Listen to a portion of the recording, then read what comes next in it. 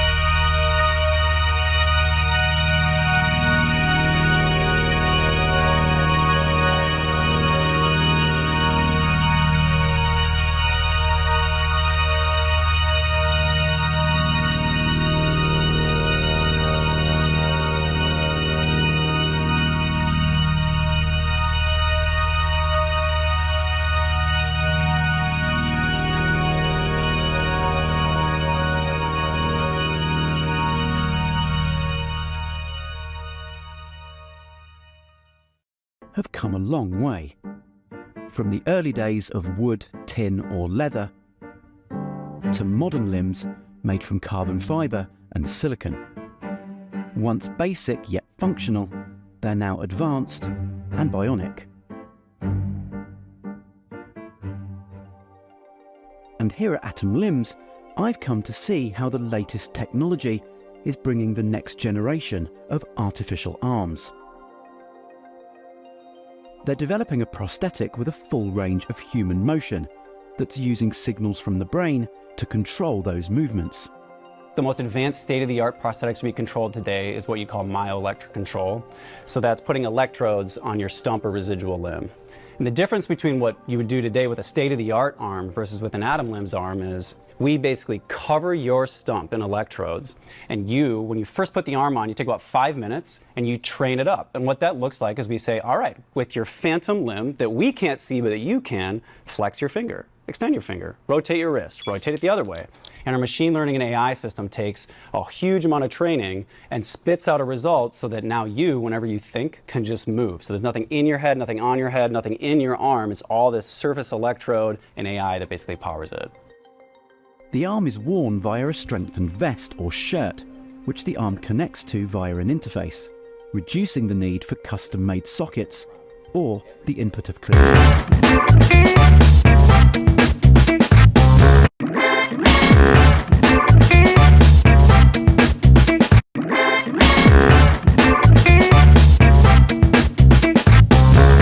Hey Nerd Family! On this video we're going to be talking about breaking sugar addiction and the 7 steps to overcoming it. At the end we will discuss honey, agave, and artificial sweeteners. Let's start with the basics. What exactly is sugar? Sugar is a substance extracted from plants like cane and sugar beet, which is refined into a white crystalline-like substance. The only reason I bring this up is because this is the exact same process in which flour is made. Flour is obtained from the grinding and refining of grains into an oddly similar white substance. Since their effect on the bloodstream, insulin, and brain are virtually the same, they are both considered sugar in the context of this video. So why exactly is sugar so addictive? Sugars are addictive because they cause a supernatural release of dopamine in the brain. Dopamine is the primary neurotransmitter involved in addiction. In fact, multiple studies have now revealed that sugar and sweet rewards can not only substitute addictive drugs like cocaine, but can even be more rewarding and attractive. The brain chemistry of those addicted to drugs and those addicted to sugar are virtually essentially identical. Here's the 7-step process to breaking sugar addiction. Number 1, realize what's going on with your brain, your body, and sugar. People often stop consuming obvious sugar culprits like sodas and candy bars and trade them for breads and pastas. As previously discussed, those breads and pastas cause the same problems as sugar. The brain is still getting its fix of a large dopamine release from these items, and it's still causing all the negative effects of sugar consumption. If you really want to break addiction, you have to understand how the brain works and seeks out these sugars. Number 2, understand levels of addiction. Not everyone who drinks becomes an alcoholic, the same way that not everyone who eats dessert becomes a sugar addict. We are individuals with different brain chemistry, and the important thing is recognizing your own personal level of addiction. If just thinking about giving up sugar seems like a bleak, dark, and unhappy world, understand that this is very similar to how addicts feel about the substances they abuse. Some of you may be very addicted to sugar, although it's much more likely that you just have a slight sugar addiction. Only a very small percentage of people have a truly addictive brain, and the next steps will work for the majority of people. Number 3, you need to detox. You need to spend a period of time completely away from sugar and those dopamine spikes to break addiction. The detox process often involves an initial period of headaches, hormonal fluctuations,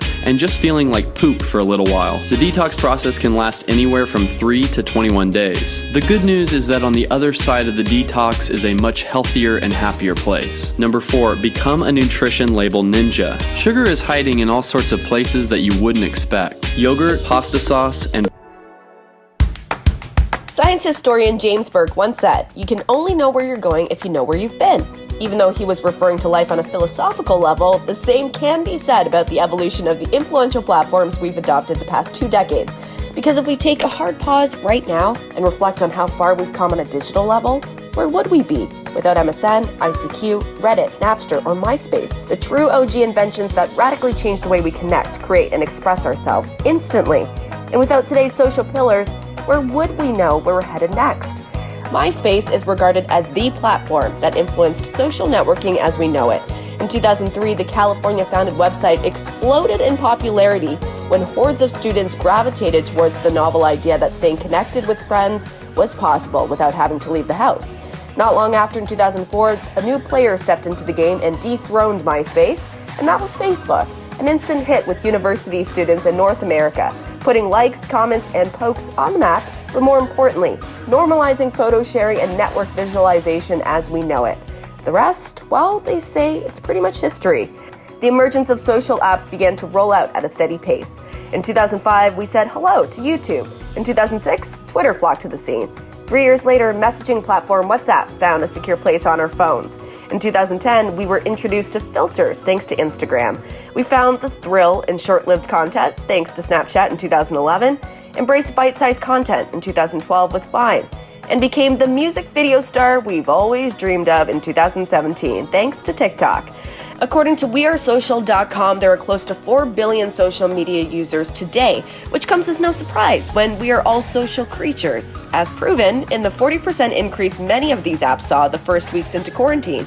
It seems that we may have our social bases covered for now, but as we continue to scroll, swipe, and tap to stay informed and entertained, our imaginations can only continue to run wild as it once did for our social historians.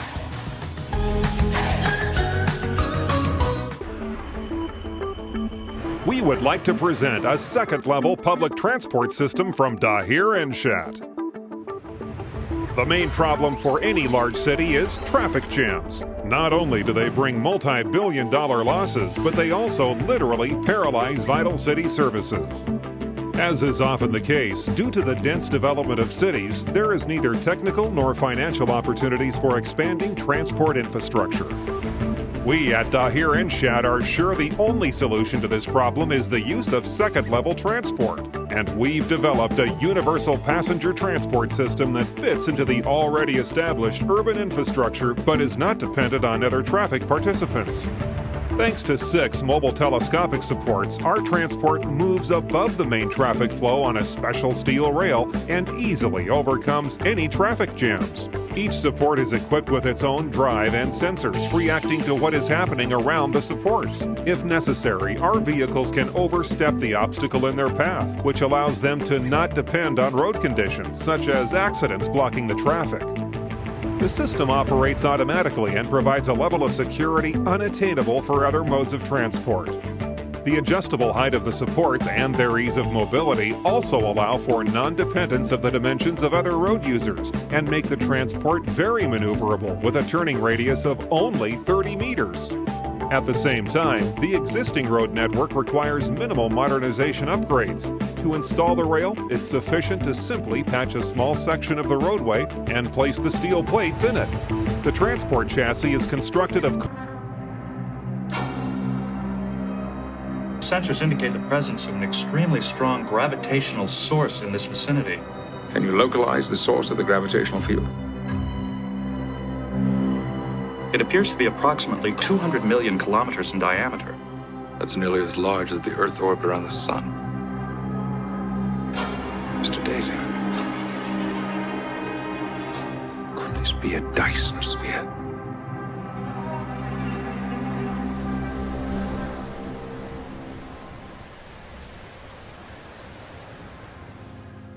Dyson spheres are one of those rare ideas in physics that have percolated into the public consciousness.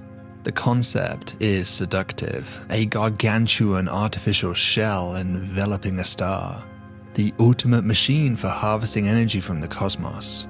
But it's also an idea which is often misunderstood, and so today we're going to dive into the physics of Dyson spheres. How might they work? Are they even possible? And what might someone even use these for? Today, we're going to dive into all of that. So stick around because the physics may be theoretical, but the fun is real. Let's start with the inception of the idea. In truth, both the word Dyson and sphere are wrong. Freeman Dyson wasn't the first person to imagine this, and by his account, he didn't mean a solid sphere. Dyson himself attributes the idea to a 1937 science fiction novel called Star Maker by Olaf Stapledon, a book which literary giant Arthur C. Clarke once described as probably the most powerful work of imagination ever written.